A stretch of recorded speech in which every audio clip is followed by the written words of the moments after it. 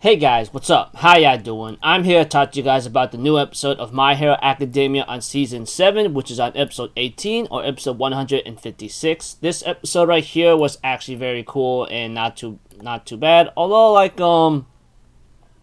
I will say manga did a little better here and there. Let's just continue on, okay? We had to it that My Hero Academia's new episode plays off of a little bit of last week's episode, this time with an extended scene. Of course, we get to see Toga being very upset, knowing that she can't seem to use the quirks of, Tomura or Dabi, you know? Knowing that Jin can do it, she wonders why she can't seem to do it herself, you know? And as the episode continues on, we have to it that Ochako will realize that's Himiko Toga in that twice form of the quirk, you know, etc. Eventually, we go back to a scene with where Gunga is at, with Kami and the others are trying to stop All For One from leaving and trying to make sure he disappears completely. We see to it things kind of gotten into another bad situation with All For One, because this caused All For One to be younger and much more powerful, you know. And we see to it that a new voice actor who's voicing the younger All For One was actually pretty cool. I was hoping that it might be the original All For One's voice that's been doing it all this time, you know. But I guess things hit differently as you age, you know, and that's just how it is. We have to it, All For One is flying away and sees Gigantomachia and tells him to get rid of him. What he didn't realize right now is that Gigantomachia is actually attacking him and not the heroes instead. We later on go back to the facility where Gigantomachia is at, etc. And of course, the people who attack Gigantomachia's facility manages to actually awaken Gigantomachia. We have to it that things got into a very worse situation since Gigantomachia is awakened and starting to go on a rampage against Mount Lady. We have to Kirishima finds Shinzo being targeted by that slime monster that attacked Bakugo at the very beginning of Season 1. But thanks to Ashiro's secret training here and there, she ends up managing to actually maximize her acid ability and manages to do some damage to Gigantomachia's hand. And we had to she eventually do some damage against the slime villain, and manages to to get him fly away or run away. And Shinzo, on the other hand, brainwashed him to stop, etc. And we get to see to it that Shinzo will later on brainwash Gigantomachia and ends up having to get him to get rid of the rest of the Paranormal Liberation Front villains that's at the facility with Gigantomachia's help by brainwashing him. You know, he said, "Knock him dead, dude," etc. We have a moment with Kirishima and Ashido talking with each other, and Kirishima calling Ashido his hero whatsoever, you know, and so forth. We have to it eventually as time continues on in the episode. We have to it that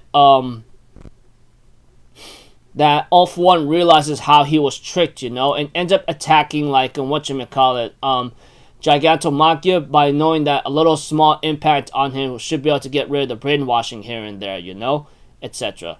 But we have to it as the episode continues on. We have to it Gigantomachia was asking All For One why did you leave me? Why did you betray me that time, huh? Even though you went in a different body, I know your scent and voice very well. So why did you do it? Why did you do it, you know? And this really upset Gigantomachia. Because if you guys remember in Season 6, you know, when that certain war was coming to a certain end, All For One left Gigantomachia behind. And Gigantomachia asked All For One, why did you do that, you know? And I'm very much upset, you know? And he turns against him, you know?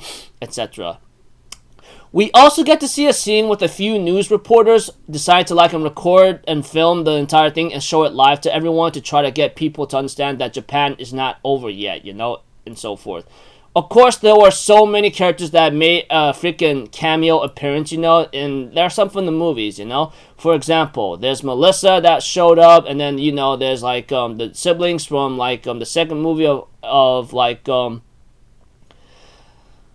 of My Hero Academia. Then we get to see Rhodey and his siblings from the third movie, and I believe, if I remember correctly, we get to see another scene. We get to see the other two characters from like the new movie, which I haven't watched yet, but oh well, it is what it is. But other than that, these journalist people or news people decides to try to give out hope to show that no matter what happens next, we are not out of the fight yet, And we have to it that while everyone is keeping the Demon Lord All For One busy at Gunga, with the help of Gigantomachia, unfortunately that comes to an end after All For One makes a devastating attack on Mount Lady towards her stomach or abdominal region.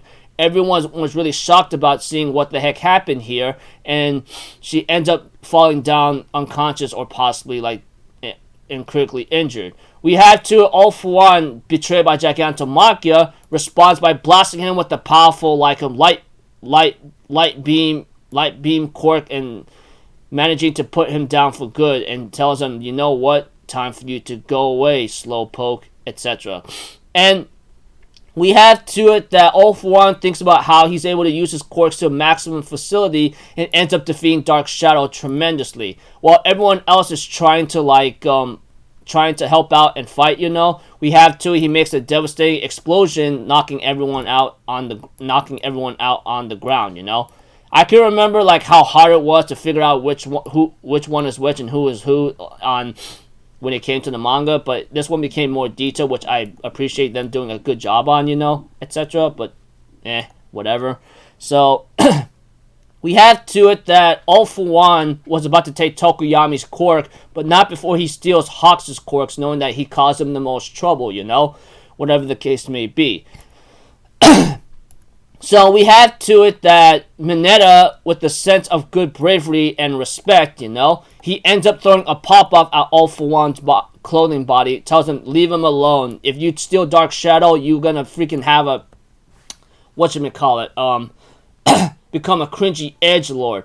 But if you steal Pop-Off, you have the best hairdo. So don't you dare steal Tokoyami's, Dark Shadow quirk, Mineta, I'm pretty sure everyone hated him a lot. There's no denying that. He was a comedic relief guy, a perverted guy. That's something you can find in any anime or manga series that's romance or ecchi stuff, But right here, Mineta shows a lot of bravery. And, it takes a lot of guts, man. He was willing to sacrifice his own career, his own quirk to protect Tokoyami's. That alone is Izuku style right there, etc. So yeah, pretty awesome work here and there, etc. So we have to All For One decides to leave the battlefield and leave them to it and says, hey, look, the news chopper. Well, they all gonna see what you guys couldn't do at all, so see ya, bye-bye, later, suckers, that kind of thing, And we have to All For One continues his way to get to to get to Shigaraki as fast as he can, etc. So, looks like to me things are starting to get a little desperate right now, but Hawks believes that there's still hope happening here and there. So, we have to it that preview next episode. I'm not going to talk about it because, it is what it is, so yeah. Anyways, looking forward to next episode because I think that's where one of the crazy turning points is about to happen. But, well, not crazy turning points, but Anyways, that's about it, people. Looking forward to next episode. So until then, I'm Alpha Zero. Have a good day, and I'll see you guys next time, alright? Peace out. Bye-bye. Toot-toot-toot!